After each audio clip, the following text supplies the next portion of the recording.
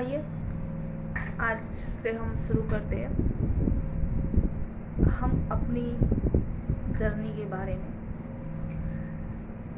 आज गणतंत्र दिवस है। सभी देशवासियों को, सभी सोशल मीडिया परिवार को बहुत बहुत बहुत बधाई हो। आज गणतंत्रता दिवस है। आज हमारा देश आधा आज़ाद हुआ था। तो आज से मैं शुरू करती हूँ थोड़ी सी अपनी आप बीती। किस घर में पैदा हुई, किस माँ के गोद में पैदा हुई, मेरी माँ किस घर से थी और उनकी शादी किस घर में हुई, कैसे घर में हुई, ये सारी बातें हम आपको बताते हैं। और शुरुआत करते हैं अपनी माँ से, क्योंकि मेरी माँ नहीं होती तो मैं इस धरती पे नहीं होती। तो आइए जानते हैं। आज गणतंत्रता दिवस पे हम शुरू करते हैं और हो सकता है कि स्वतंत्रता दिवस पे हम स्वतंत्रता की तक पहुंच जाएं। हालांकि अभी तक हमारे देश की औरतें आज़ाद नहीं हुई हैं। आइए, आप लोग सुने होंगे, बहुत सुने होंगे कहानियों में, दादी के मुंह से, नानी के मुंह से, लेकिन मैं अपने घर की, अपनी माँ की कहानी बताती हूँ और उसके बाद मैं अपनी कहानी बताऊँगी। आइए थोड़ी सी, मैं जितना जानकारी है मुझे अपनी माँ के जर्नी के बारे में, वहाँ से शुरुआत करते हैं। मेरी माँ एक छोटे से गांव में जन्म लेती हैं। उनके पिताजी यानी कि मेरे नाना जी 8 भाई होते हैं, 8 भाई। और उस समय में भाइयों में बहुत एकता होती थी। तो उस घर में मेरी माँ जन्म ली। अपने माँ बाप की पहली औलाद मेरी माँ है। मेरी माँ के बारे में मैं शब्दों में वर्णन नहीं कर सकती। मेरी माँ को भगवान ने जितना खूबसूरत उनका चेहरा और चमड़ा बनाया, उससे कहीं ज़्यादा खूबसूरत उनका आत्मा और चरित्र है। तो चरित्र से मेरी माँ पूजी जाती हैं। उनका बहुत सम्मान होता है, उनके मायके में भी, उनके ससुराल में भी। इनके पिताजी दरोगा होते हैं, नाम के दरोगा होते हैं और काम के भी दरोगा होते हैं। नानी को लोग दरोगाइन बोलते थे, नाना को दरोगा। बहुत ज़मीन जायदाद थी उन लोगों के पास। मेरी मम्मी महज 12 साल की थी या 13 साल की थी। मेरे पापा 13 या 14 साल के थे। कहीं से मेरे नाना को खबर मिला कि इकलौता लड़का है और उसका लड़के के पिताजी रोडवेज के बस ड्राइवर है। अच्छा परिवार है, संपन्न परिवार है, अपनी बेटी का ब्याह कर दो। मेरे नाना जी रिश्ता लेके जाते हैं मेरे दादाजी के घर पे और रिश्ता हो जाता है। मेरे पापा की इच्छा नहीं होती है शादी की। उस समय वो मतलब गांव में रहते हैं, रामलीला वगैरह खेलते हैं। जैसी संगति वैसा बोला गया है तो वही। और मेरी मम्मी बहुत चरित्रवान, बहुत धार्मिक। गंगा जी में 4 बजे भोर में जाना, नहाना, नंगे पांव जाना। उस समय चप्पल वगैरह के अभाव होते थे। पूजा पाठ करना, घर का सारा काम करना, खेती बाड़ी नाना के साथ, खेत में अगर नाना है तो उनको बुला के लाओ खाना। और मेरे नाना ऐसे थे कि उनके दरवाजे पे हर महीने, मतलब साल के 12 महीने 10-5 मजदूर लगे हुए थे। इतनी उनके पास खेती थी, आज भी है। नाम सुने होंगे, नदिया का पार जहाँ पे पिक्चर बना था, नाम है गौरा, चौबेपुर गौरा। वहाँ जंगल था, अभी तो बहुत सारे घर बन गए, तब जंगल था, मुझे भी याद है।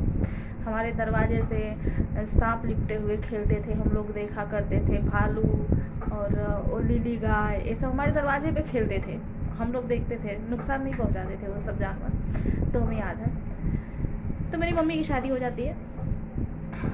मेरे दादाजी बहुत सीधे साधे होते हैं, लेकिन मेरी दादी नहीं है इस दुनिया में। स्वर्गीय मेरी दादी जी, उनका नाम सुदामा पाठक होता है, श्रीमती सुदामा पाठक मेरी दादी का।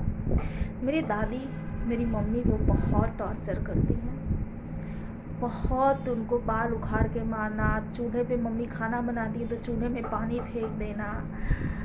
अगर जो है कि कुजड़ीन सब्जी लेके आई और मम्मी ऐसे ही लेके चली गई, तो मतलब हर बात पे मम्मी को टॉर्चर। मम्मी को मेरे बहुत पीटा जाता था उस घर में। फिर मेरी दादी की मेरे पापा बहुत सुनते थे, मेरी दादी से बहुत प्यार करते थे पापा, क्योंकि वो माँ थी, उनका साड़ी भी धोते थे पापा। हमारे याद में भी पापा अपने माँ का साड़ी धोए हैं, अपने माँ के सर पे तेल रखे हैं, अपने माँ का पैर दबाए। हमारे याद में हम छोटे छोटे थे। तो मेरी मम्मी एक बार तवे से जल गई थी और मेरे पापा मेरी मम्मी की झलक नहीं देखने चाहते थे, क्योंकि जब किसी मर्द को दूसरी औरत पसंद आ जाए तो तो फिर अपनी घर की हेमा मालिनी नहीं अच्छी लगती, बाहर की रानू मंडल बड़ी अच्छी लगती है। तो ऐसा कुछ रहा होगा मेरे पापा के जीवन में। मेरी मम्मी को देखना भी नहीं चाहते। मेरे मम्मी को सीख वाला झाड़ू खींच के मारे, आज भी मेरी मम्मी को ताक है, मेरी मम्मी को खींच के सीख वाला झाड़ू मारे और पूरा नुकीला जो था वो मम्मी के हाथ में चुभ गया। आज भी वो निशान है। मेरी मम्मी को खाना नहीं दिया जाता था। मेरी मम्मी सारा काम करती थी घर का, मेरी मम्मी को खाना नहीं दिया जाता था। मेरी मम्मी को एक कोठरी में जो है कि एक सूती गोनी दे दिया जाता था, बोरा कि इसी पे सो जाना। मेरी मम्मी का बहुत दुर्दशा होता था। मेरी मम्मी जब सबको खिला लेती थी, बचता था और मेरी मम्मी खाने बैठती थी तो मेरी दादी जाके थाली देखती थी और बोलती थी कि सब्ज़ी निकाल देना, तुम सब्ज़ी क्यों खाओगी, सब्ज़ी निकाल देना, मेरी बेटी स्कूल से आई खाई, या जो भी ऐसा कुछ होता था निकलवा देती थी। लेकिन कहते हैं ना दोस्तों कि जब सारा रास्ता बंद हो जाता तो एक रास्ता खुला रहता। उसमें मेरी एक बुआ है, आज भी वो बुआ मेरी है, फूफा जी तो नहीं रहे, एक बुआ है, वो मेरी मम्मी का बहुत सपोर्ट करती थी। एक बगल की दीदी है, आज भी वो दीदी हैं, आशा नाम है उनका, आशा दीदी मेरे मम्मी का बहुत सपोर्ट करती थी। मेरे दादा सपोर्ट करते थे लेकिन दादी के डर से नहीं कर पाते थे। मेरे दादा भी बहुत अच्छे थे, हमें याद है। एक बार की कहानी है कि मेरे दादाजी आम लाए थे और एक मेरी मम्मी को दे दिया। मेरी मम्मी जीभ की चटोर नहीं है, बाहर का नहीं खाती है, वो मेरी मम्मी बहुत संतुष्ट है, बहुत अच्छी है। पता नहीं क्यों भगवान उनको इतना तकलीफ दे रहे हैं। मेरी मम्मी बहुत अच्छी औरत है। मेरी मम्मी वो आम नहीं खाई थी और मेरी दादी 2 घंटे बाद बोल रही है कि वो आम ला के दे, तो मेरी मम्मी अच्छा हुआ सोची कि अच्छा हुआ मैं खाई नहीं थी, ला के वापस कर दी।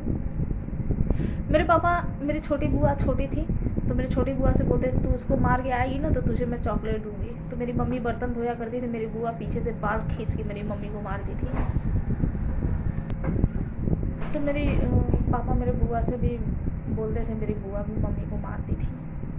ऐसे बीतता रहा।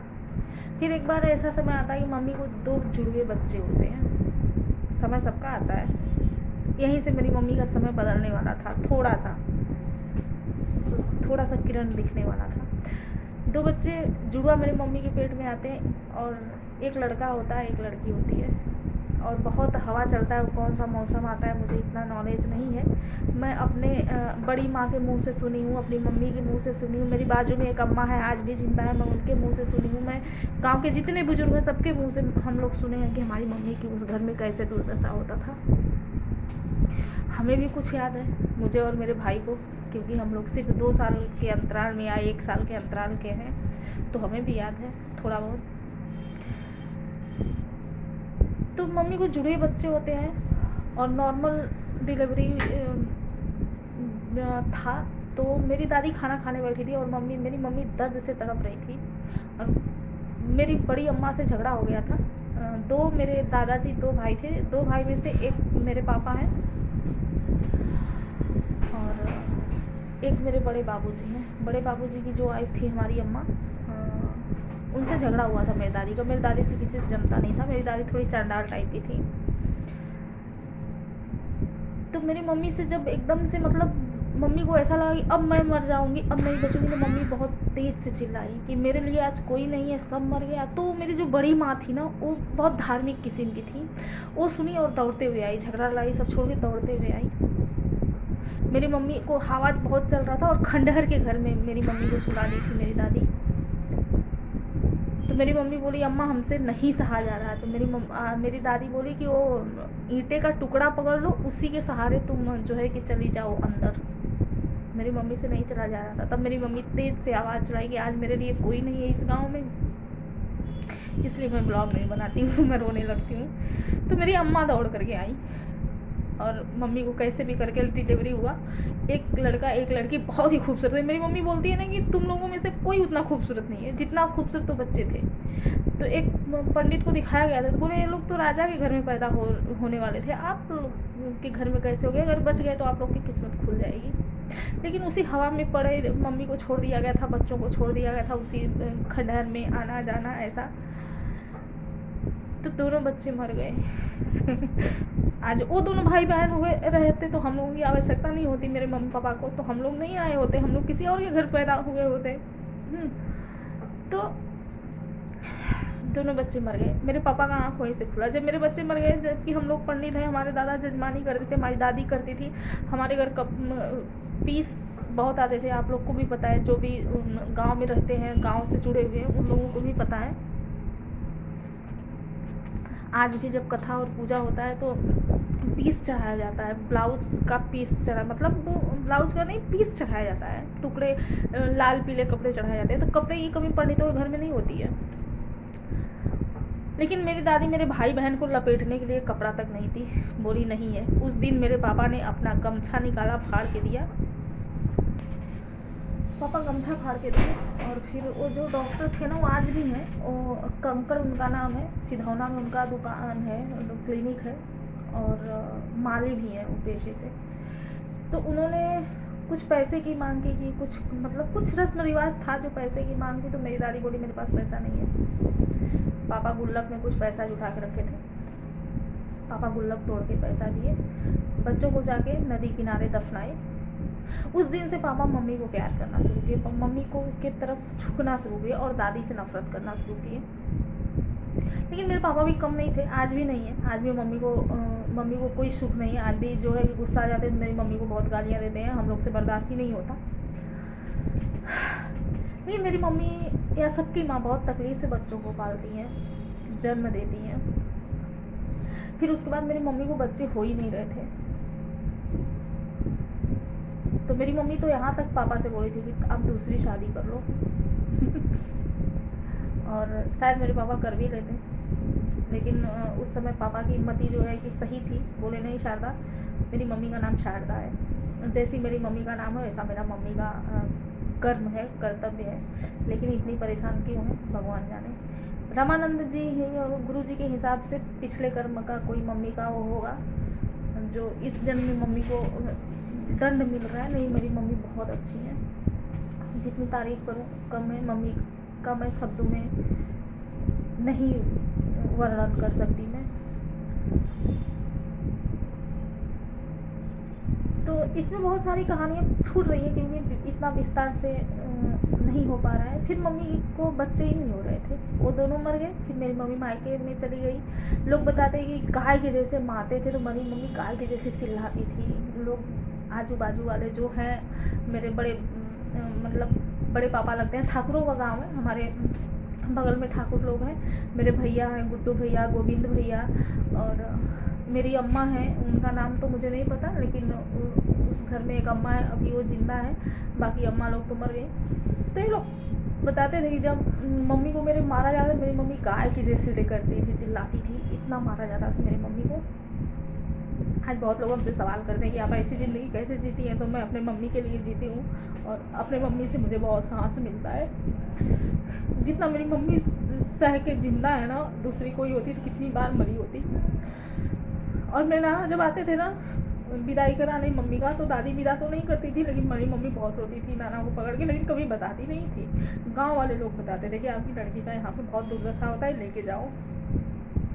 तो हम मम्मी मेरी अक्सर मायके में ही रहना शुरू कर दी। बाद में जब दोनों बच्चे मर गए तो इतना दुर्दशा उनका हुआ, तो कुछ समय तक वहाँ। और मेरी मम्मी अपने नंदों का बहुत आवभगत आज भी करती हैं, बहुत ज़्यादा करती हैं, अपने औकात से ज़्यादा करती हैं, लेकिन उनका कदर नहीं होता। कोई नहीं समझता मेरी मम्मी को, कुछ भी बोल देते हैं लोग मेरी मम्मी को।